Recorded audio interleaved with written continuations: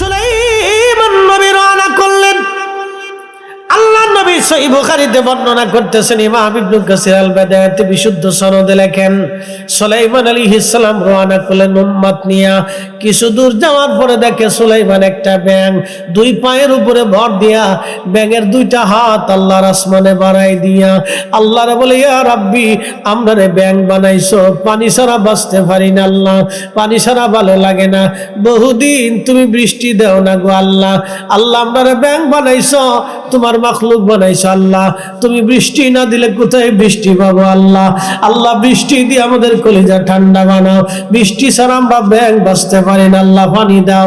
ব্যাঙ দুইখানা হাত বাড়াই দিয়ে আল্লাহর দরবারে আল্লাহ পানি দাও, পানি দাও, পানি দাও।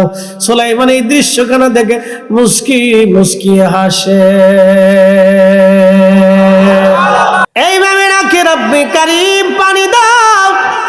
সুলাইমান ডাক দেখে, উম্মতেরা সালাতুল ইস্তিসকার নামাজ পড়া লাগবে না রে, ফিরে চল, ফিরে চল, কবুল হয়ে গেছে।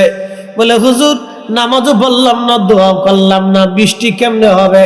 বলে আল্লাহর বান্দারা, উম্মতেরা চলো, আল্লাহর একটা মাখলুক ব্যাঙ হাত বাড়ায় বাড়ায় কাঁদতেছে, আমার আল্লাহ ব্যাঙের দোয়া কবুল করে নিয়ে গেছে, অতএব আমাদের দোয়া করা লাগবে না, আল্লাহর আকাশ থেকে বৃষ্টি হবে।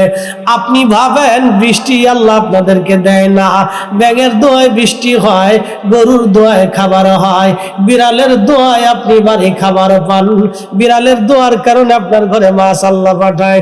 বিড়াল কান্দে বলে, আল্লাহ মনিবের যদি মাছ না দাও তো আমি কাটা কেমনে পাবো?